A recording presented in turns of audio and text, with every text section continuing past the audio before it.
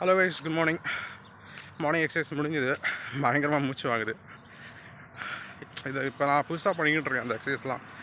சரி, இதுக்கப்புறமும் நம்ம வாழ்க்கையில் இதேமாதிரி ஒரு டல்லாகவும் ரொம்ப லேசினஸாக இருந்தால் நம்ம முன்னேறதுக்கான சான்ஸ் ரொம்ப கம்மியாகிடும். ஸோ கொஞ்சம் கொஞ்சமாக நம்மள சேஞ்ச் ஓவர் பண்ணிக்கணும், ட்ரான்ஸ்ஃபர்மேஷன் கொடுத்துக்கணும். ஸோ நம்ம மனசும் உடம்பும் எப்போதுமே ஒரே நேர்கோட்டை பதிலாக செல்லணும். என்னும் போது தான் வாழ்க்கை. இன்றைக்கி பயங்கரம் ஃபேஸ்லாம் டல்லாக இருக்குது. I know that. நைட்டு கொஞ்சம் எடிட்டிங் ரொம்ப லேட் ஆகிடுச்சு. சும்மா தான் கற்றுக்குறோம் எப்படிடா இந்த எடிட் பண்ணுறது இதெல்லாம் சொல்லிட்டு. ஸோ அதுவே 12 மணி ஆயிடுச்சு. தூங்குறது 1 மணி ஆயிடுச்சு. அப்புறம் எங்கேருந்து சீக்கிரம் எழுந்துக்கிறது. ஆனால் எழுந்தாச்சு. எப்படி எனக்கு மறுபடியும் அலாரமே வைக்கல. நாங்கள் எப்போவுமே நானே என் தொடர் எதுவும் அலாரம் வைக்காமல் தான் எதுவும் எழுந்திருக்கோம். ஸோ 6 மணி ஆயிடுச்சுன்னு தானே 6 மணிக்கு எழுந்துரும். எழுந்துட்டு ஜஸ்ட் இப்போ வாக் போயிட்டு முடிஞ்சு எக்ஸசைஸ்லாம் முடிஞ்சுது. ஓகே, இன்றைக்கான ஒரு குட்டி ஸ்டோரி. இது எல்லாருக்கும் தெரியும். இந்த ஸ்கூல் புக்கெலாம் அந்த ஸ்டோரி இருக்குது. சில மக்களுக்கு தெரியாமல் இருக்குல்ல. ஆனால் எனக்கு ரொம்ப பிடிச்ச கதை அந்த புக்கில் படித்தது. அவங்களையும் அதை சொல்கிறேன். ஓகேங்களா. ஒரு பொண்ணு இருந்தால், ரொம்பவும் வறுமையில் இருக்கிற பொண்ணு தான். நார்மலாக ரொம்ப கஷ்டப்படுற ஃபேமிலி இருக்கிற பொண்ணு தான். அவளுக்கு ஒரு அம்மா இருக்காங்க. வெறும் அம்மா, ஒரு பொண்ணு, சிங்கிள் பேரண்ட்டாக அந்த பொண்ணை வளர்க்குறாங்க. அப்பா கிடையாது. ஸோ உங்களுக்கே தெரியும், ஒரு சிங்கிள் பேரண்ட்டாக வந்து ஒரு பொண்ணை வளர்க்குறதுனா it's not easy thing. So ரொம்பவும் கஷ்டப்பட்டு தான் அந்த பொண்ணை வளர்க்குறாங்க. ஆனால் அந்த பொண்ணுக்கு வந்து என்னென்னா, கிட்டத்தட்ட ஒரு சாப்பிட்றன்றது வந்து ஒரு பெரிய ஒரு சர்வைவலாக இருக்கும், ஒரு போராட்டமாக இருக்கும். நார்மலாக எல்லோரும் நம்ம 3 வேளை சாப்பிடுவோம், நம்மளோட தேவையான செய்வோம், படிக்கிறதுக்கே கஷ்டப்படுவோம், இவ்வளோ விஷயம் இருக்குது. ஆனால் அவளுக்கு வந்து ஃபுட்டுன்ற விஷயமே அவளுக்கு பெரிய அந்த வாழ்க்கையில் ஒரு போராட்டமாக இருக்குது. ஸோ அதை அவள் சர்வை பண்ணோன்னா அவளுக்கு நிறைய ஒர்க் பண்ணணும். பட் சின்ன வயசுலேயே நம்ம வேலைக்கு போகிறது ரொம்ப கஷ்டம். ஏன்னா சின்ன பொண்ணு இல்லை, ரொம்பலாம் வயசில் 12 வயசு தான், அதுமாரி தான் வயசாகுது. ஸோ அந்த வயசில் அப்படியே வேலைக்கு போய் சம்பாரித்து குடும்பத்தை பேர் பண்ணால் கஷ்டம். அவங்க அம்மா தான் குடும்பத்தை பார்த்துக்கிறாங்க. இப்படி இருக்க டைமில் ஆக்சுவலாக இந்த ஸ்டோரி வந்து இது ஒரு ஃபேண்டசி ஸ்டோரி தான். ஆனால் இதில் சின்ன ஒரு மாரல் இருக்குது. ஓகேங்களா. வறுமையிலும் நம்ம இந்த விஷயத்தை ஒன்று கரெக்டாக நம்ம இருந்தோன்னா நம்ம எல்லாமே சக்ஸஸ் ஆகிற விஷயந்தான் இது. அந்த வறுமையில் நம்ம சில விஷயத்தை நம்ம ஃபாலோ பண்ணோம். அதுதான் மேட்ரு இதெல்லாம். சரி, நம்ம கதைக்கு வருவோம். ஃபேண்டசி ஸ்டோரி தான். என்னடா நீ கதையில் நம்ம புதுசாலாம் சொல்கிறேன்னு சொல்லாதீங்க. இருக்கிற அந்த கதையில் ஒரு சின்ன ஃபேண்டசி, அது மூலமாக ஒரு சின்ன ஒரு மாரல். ஓகேங்களா. ஓகே, கதைக்கு வருவோம் மறுபடியும். ஸோ இதுமாரி அந்த பொண்ணு டெய்லியும் ஒரு சாப்பிட்றதுக்கே கஷ்டப்படுற அந்த டைமில் ஒரு நாளைக்கு அந்த பொண்ணு வந்து ஒரு சின்ன ஒரு காட்டு வழியாக, ஏன்னா ஒரு கிராமத்தில் இருக்கிறனால அந்த காட்டு வழின்றது ஈஸியாக போகிற பாதை தான். அந்த ஒரு ஒத்தடி பாதைன்னு ஓகேங்களா. அந்த ஒத்தடி பாதையில் நடந்துட்டு ஜஸ்ட்டு வாக்கவே இப்படி போயிட்டே இருக்கும்போது சடனாக என்ன பண்ணுறா, அவள் ஒரு பெரிய ஒரு வயசான ஒரு லேடியை பார்க்குறான். அந்த லேடின்னு ஒரு மரத்துக்கு அடியில் உட்காந்துட்டு இருக்காங்க. இந்த பொண்ணு வந்து நடந்துக்கிட்டே லைக் தட் புலம்பிக்கிட்டே ஒரு மாதிரி அழுதுகிட்டு, ஏம்மா இப்படி புலம்புற அழுகிற அப்படின்னு கேட்கும்போது, இல்லை என்னால் டெய்லியுமே வந்து இவ்வளோ சர்வை பண்ண முடியல, ரொம்ப கஷ்டப்படுறேன், நானும் சரி எங்கள் அம்மாவும் சரி சாப்பாட்டுக்கு பயங்கரமாக கஷ்டப்பட்டுருக்கோம்.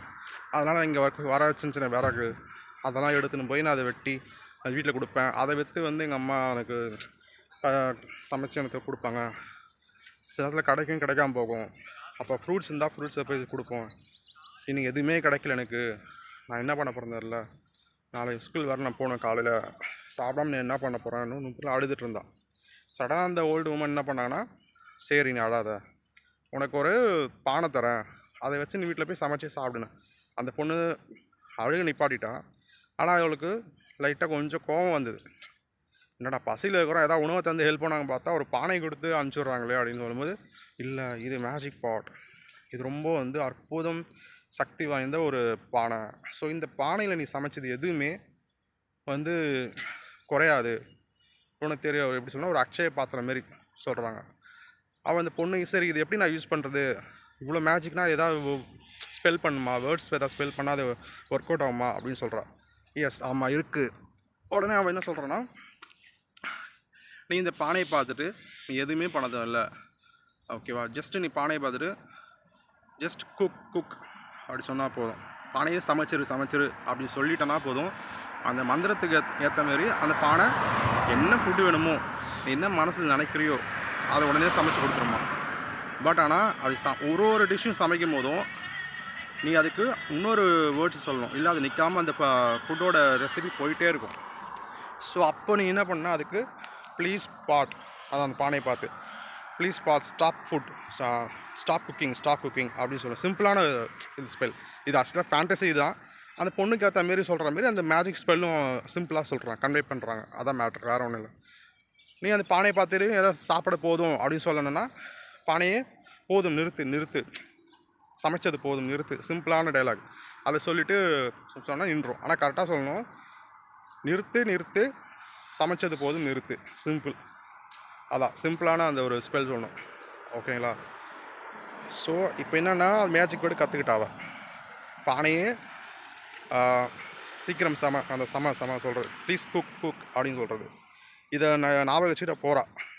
இப்போ அவளுக்கு எது சந்தோஷமாக தர விஷயமோ சாப்பாடு, ஸோ அது அவள் ஞாபகம் இருக்குது. ப்ளீஸ் குக்குன்னு அதை மட்டும் அவளை சொல்லிவிட்டா என் ஃப்ரெண்ட்ஸு பாட்டி ஒரு எல்லாமே டெய்லியும் போகுது. டெய்லியும் சாப்பாடு பிரச்சனை இல்லை, அவங்க அம்மா நிம்மதியாக இருக்காங்க. பட் ஆனால் அவங்க அம்மா கிட்டே இந்த மந்திரத்தை சொல்கிறா, இவளும் சொல்கிறான். பட் ஆனால் இவள் கொஞ்சம் ஓரளவு ஓகே தான், ஞாபகம் வச்சுருக்கான். பட் அவங்க அம்மா என்னென்னா கிடச்சது ஒரு பெரிய இது நினச்சிக்கிட்டு அதை சமைக்க சொல்லிவிட்டு விட்டாச்சு. ஆனால் அது ஓவர்ஃப்ளோ ஆகிட்டு சமைச்சிட்டே தான் இருக்குது. அது மாட்டணும் இந்த ரைஸ் என்ன சமைக்குது. பட் ஓவர்ஃப்ளோ அந்த ஒரு வில்லேஜ் ஃபுல்லாகவே அந்த ரைஸ் ஃப்ளோ வருது. இதெல்லாம் பார்த்து அவளுக்கு ரொம்ப இதுவாகுது, பயந்துட்டா. திருப்பி வீட்டுக்கு போய் பார்த்துட்டு என்னென்னமோ சொல்கிறான். அவங்க அம்மா சொல்கிறாங்க, இவளும் சொல்கிறா, நீ போதும், வேணாம் இது எதாவது பண்ணு, இதுக்கு மேலே வேணாம், எங்களுக்கு போதும், நாங்கள் சாப்பிட்டுட்டோம், போதும் நிப்பாட்டு, ஃபுட்டு ஃப்ளோ வருது, வில்லேஜ் ஃபுல்லாக போகுது. ஏன்னா ஒரு ஃபேண்டசி மாரி சொல்கிறனால இது அவங்க சமைச்ச சாப்பாடெலாம் ஃபுல்லாக ஊர் ஃபுல்லாக நிறையுது. டக்குன்னு என்ன சொல்கிறேன்னா அவளை அப்போ தான் அழுகுறா. அப்போ கோவத்தில் என்ன சொல்கிறான், போதும் நிறுத்து, நீ சமைச்சது போதும் நிறுத்து, பானை நிறுத்துன்னு சொல்லும் போது அந்த வேர்ட்ஸ் அப்போ தான் டக்குன்னு ஸ்டாப் ஆகுது. அப்போ தான் அவளுக்கு புரியுது, நம்ம எதை ரொம்ப இஷ்டப்பட்டு செய்கிறோமோ நம்ம அதுக்குண்டான விஷயத்த நிறுத்துறதுக்கு உண்டான விஷயமும் ஞாபகம் வச்சுக்கணும். எதுவுமே ஓவர்ஃப்ளோ ஆகிடக்கூடாது. நம்ம சந்தோஷமும் சரி, நமக்கு பசின்னு வந்துச்சுன்னா அந்த பசியை மட்டும் போக்குறது விஷயம் சரி, அது நிறுத்துன்னு சொல்கிறதுக்கு அந்த இது வேணும். எப்பவுமே நம்ம நோன்னு சொன்னால் அதுக்கு ஒன்று அர்த்தம் இருக்கும். No means no. அதுமாரி நிறுத்திடணும் அந்த விஷயத்த. போதும், இதுக்கு அளவுக்கு மீறினால் அமுதும் நஞ்சு. அதுதான் இந்த கதையோட மேக்ஸிமம் ஸ்டோரி. இது மாறல் இது. ஸோ அளவுக்கு மீறி ஒன்று ஃப்ளோ ஆகுதுன்னா அது நிப்பாட்டுக்கு உண்டான இதுவும் நம்ம தெரிஞ்சுக்கணும். ஸோ இது போதுன்ற மனப்பான்மை இருந்துச்சுன்னா நம்ம இருக்கிறத வச்சு சிறப்புட கற்றுக்கலாம். அவன் அந்த பசையில் வாடுனா சொல்லி தான் வந்து கொடுத்தாங்க அந்த ஒரு பானையை. பட் நீ அதிகமாக யூஸ் பண்ணி அதோட இதுவே மாற்றிட்டேன். ஓகேங்களா? இது மாரலா ஸ்டோரி அதுதான். அளவுக்கு மேலே அமுதம் நெஞ்சு. நமக்கு தேவையானது வரைக்கும் தான் நம்மளுக்கு அது தேவையில்லாத ரொம்ப எக்ஸ்ட்ரா யூஸ் பண்ணிச்சுன்னா அது நமக்கே ஒரு ஆபத்தில் போய் முடியும். இது ஆக்சுவலாக ஃபேண்டசி ஃபிலிம் தான். மாரல் ஆஃப் ஸ்டோரி இது தான். ஓகே சார், எத்தனை பேர் இந்த கதை பிடிச்சுன்னு சொல்லுங்கள். உங்களுக்கு ரொம்ப அறுத்துருந்தால் அதையும் கமெண்ட்ஸ் பண்ணுங்கள். பிடிச்சிருந்தா லைக் பண்ணுங்கள், ஷேர் பண்ணுங்கள், கமெண்ட்ஸ் பண்ணுங்கள். ஓவருங்க வண்டி சத்தம் வருது, அது வரை போயிட்டுருக்கு. ஓகே கேஸ், பாய், டேக் கேர்.